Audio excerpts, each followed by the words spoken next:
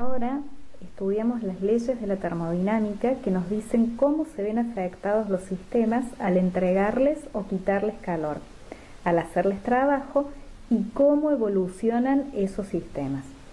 Eso es importante en alimentos desde el punto de vista de su elaboración y su conservación. Entonces, la primera ley nos relacionaba el calor, la energía y el trabajo. Si se le entrega calor al sistema, él se expande realizando trabajo sobre el entorno. Y el incremento de la energía interna debido a ese calor absorbido se compensa con el trabajo realizado por el sistema. Básicamente, la primera ley nos dice qué procesos se cumplen mediante el principio de conservación de la energía. La segunda ley, por su parte, establece cuáles son los procesos que se pueden dar. Hay una dirección natural para la evolución y esa es la de mayor entropía del sistema y de su entorno en conjunto. Es decir, se tiende, el sistema evoluciona hacia la máxima entropía. La tercera ley viene a ser una extensión de la segunda ley. Cuando la temperatura de un sistema disminuye, disminuye su entropía. Y la entropía de una sustancia pura, cristalina, es cero en el cero absoluto de temperatura. Después vimos el concepto de entalpía, que se refiere a la cantidad de energía que contiene el sistema y que puede intercambiar con su entorno. Y también la energía libre de Gibbs, que indica cuándo una reacción se da de manera espontánea. Recordemos que si la variación de la energía de Gibbs era menor que cero, el proceso era espontáneo. Si la variación era mayor que cero, el proceso no era espontáneo y requería un aporte extra de energía para que sucediera. Y si la variación era igual a cero, el sistema permanecía en equilibrio. Recordemos que tanto como la entropía, la entalpía y la energía libre de Gibbs son funciones de estado. Ahora vamos a ver cómo todos esos cambios que se producen afectan al sistema. Incorporamos entonces el concepto de potencial químico. El potencial químico es una medida de la tendencia general de la materia al cambio. Se lo considera como una fuerza impulsora de la materia, es decir, se dan cambios que afectan a las sustancias. Matemáticamente se lo expresa en función de la variación de la energía de Gibbs en términos de la cantidad de materia, o sea, de la masa molar. Es importante para nosotros ya que toda sustancia tiene tendencia al cambio. Es por eso que el pan se seca, las grasas se ponen rancias y si esos alimentos se envasan, por ejemplo, en plásticos, en latas, también van a cambiar y eso hay que tenerlo en cuenta para la conservación de los alimentos. Todas las sustancias tienen tendencia al cambio. Esa tendencia a reaccionar con otras sustancias, a cambiar de estado, a redistribuirse, se expresa, se representa mediante el potencial químico. El potencial químico depende del tipo de sustancia y del medio en el que se encuentra. Una sustancia puede tener una tendencia al cambio más o menos pronunciada que otra, y eso se mide con el potencial químico. A mayor potencial químico, más dispuesta al cambio es la sustancia. Como ya dijimos, el potencial químico depende de la sustancia y del medio en el que se encuentra, es decir, las condiciones de presión, de temperatura que tiene. Y es característico de cada sustancia, no de una combinación de sustancias.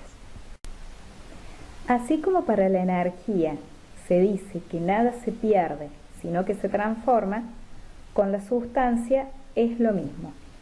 Si en una reacción una sustancia desaparece, van a aparecer otras sustancias. En una reacción tenemos por una parte los reactantes, que son los que participan en la reacción, y los productos, que son el resultado. Las sustancias producidas también muestran tendencia al cambio, como los reactantes. La dirección en la que ocurre un proceso depende de qué lado tiene la mayor tendencia. Se representa generalmente con una balanza, es como una competencia. La parte izquierda gana cuando logra su tendencia de mantenerse más abajo y está en equilibrio cuando las tendencias se mantienen iguales. En términos del potencial químico, predomina la tendencia a reaccionar cuando es mayor el potencial químico y se da el equilibrio cuando la suma de las tendencias al cambio de las sustancias es la misma.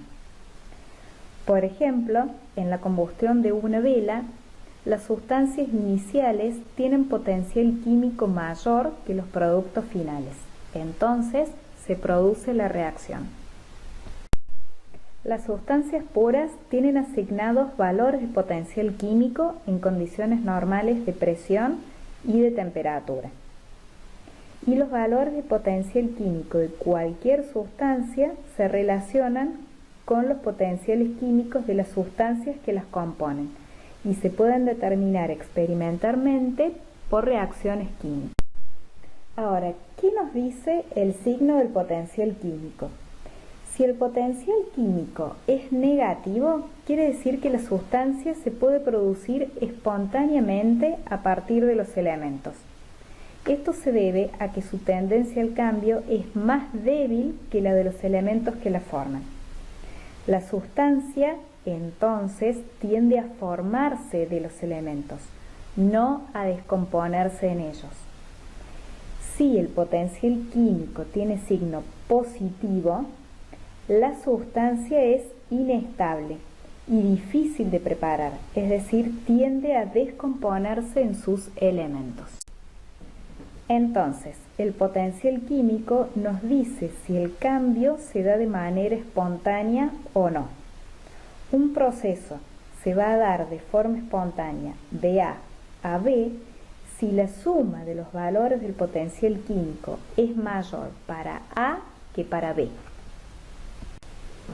Es decir, el proceso se da de manera espontánea si el potencial químico de los reactantes menos el de los productos finales queda positivo. A esa diferencia se la denomina afinidad. Si la afinidad es positiva, conduce al cambio. Si la afinidad es negativa, conduce a una reacción en sentido opuesto. Y si la afinidad es igual a 0, hay equilibrio. Por ejemplo, el azúcar en una concentración de 300 gramos por litro de agua se disuelve en el agua. Tiene una afinidad positiva. Quiere decir que el azúcar se disuelve espontáneamente en una solución con esa concentración.